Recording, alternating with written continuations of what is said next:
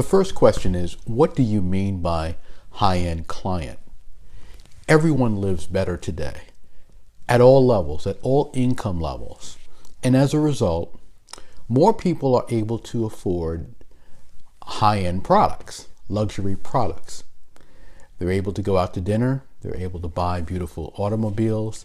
They're able to stay in very nice hotels. They're able to buy luxury clothing, and they're able to travel. Now, because our lifestyle is better, you might think that the folks that you're targeting for whatever you offer are the people that you see out and about engaging in these things. In other words, you might not make a distinction between those folks who are enjoying luxuries and buying luxuries and those people for whom this is of greater significance, of greater alignment to who they are as individuals and professionals. There's a difference between these markets. There's a difference between the person who says, I'm going to save for this particular luxury item, and the person who says, I am going to do this because this is part of my life, and they're not even thinking about it as even a stretch. They're thinking of it as something that's fundamental. When they go to dinner, they go to a high-end restaurant. When they stay in a hotel, they go to a high-end hotel. When they travel first class or business class. They buy things at a very high level because that is who they are, and that is aligned with what's important to them.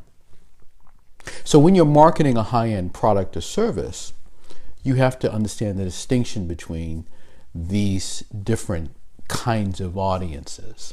The person who is engaging but isn't necessarily aligned with the product or service as part of their identity. They know that they're stretching a bit when they do that. Or the person who fundamentally engages in high-end products and services as part of their lifestyle, as part of their persona. This is just what they do. Now, in the past, this distinction was rather clear because there were only a few people who could buy very high-end products and services, expensive products and services.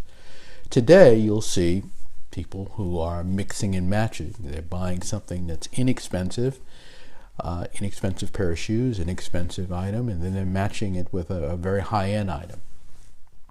So if you are out there looking for an affluent client, someone that can buy something that is at a very high level, you have to understand the distinction between these two individuals.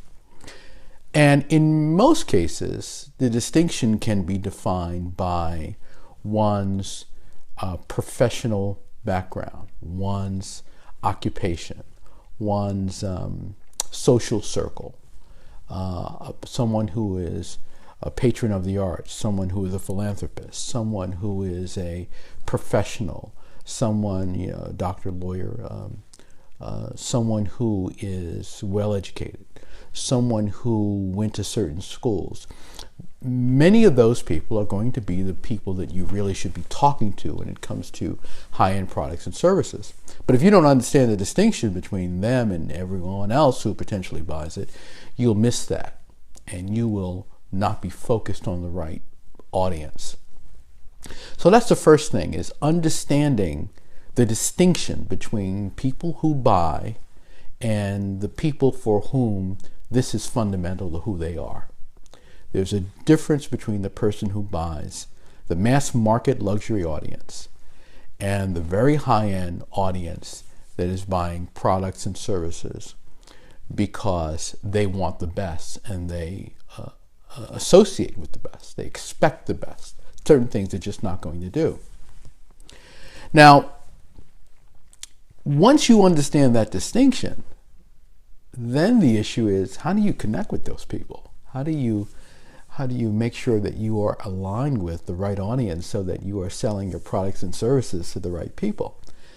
And the first thing you might encounter, if you had some challenges in making that distinction, is realizing that you're outside of that circle. You're outside of the circle, and perhaps that is your challenge. You're outside of the circle of the cultural event. You're outside of the circle of the people who are going to the elite fundraisers. You're outside of the circle of the people who live in the most expensive places, who vacation in certain places, who go to certain events, and you're outside of that circle. And if you're outside of that circle, well, that's your challenge in attracting those clients. You're not talking with the people, rubbing elbows with the people, and interacting with those people who are going to be most beneficial to your business or your sales process. Now, so that's the second challenge for someone who is trying to make sure that they are doing what is necessary to attract high-end buyers. But the third thing that is a challenge, and something that is actually a great opportunity if you understand it, is using the leverage in luxury. Using the leverage in luxury. This is something that I see that many folks do not take advantage of in luxury. Once they realize that there's a different audience I need, I'm outside of that circle, but they don't take the third step, which is to leverage the industry that they're in to bring them into this circle. Now, here's what I mean. High-end people like to be associated with high-end people. They like to be associated with people that offer great services and great products. They like to be around successful people. Well, if you're successful at selling an automobile or selling bespoke clothing or selling interior decorating or selling something that's high-end, well, successful people are going to want to be associated with you. But the challenge is, if you see yourself as an outsider and you are not part of the luxury community, the high-end community, if psychologically you haven't made the step to step into a different market, you will never be able to prosper because you have created a dividing line. And what you have to do is assume 100% success and embodiment of what you offer. If you're an artist, you want to talk about great art. If you are a sommelier, you want to talk about great wine. If you're a designer, you want to talk about great design. And as you do that, what you will find is that the most successful will introduce you to others. They'll say, oh, you've got to meet John. He's an expert at designing beautiful ties. You've got to meet Barbara. She's an expert at finding the right real estate. In other words, you have to become high-end in order to attract high-end buyers. If there's any secret, that's it. And if there's any work that has to be done, it's in redefining who you are, redefining what you do, redefining how you do it, so that you can walk into environments and you can move in circles and you can participate with a level of confidence that you're not trying to get someone who's foreign to you to do something. You're trying to get someone who is one with you to understand the great opportunity in buying from you and connecting with you. Attracting high-end buyers is about becoming high-end.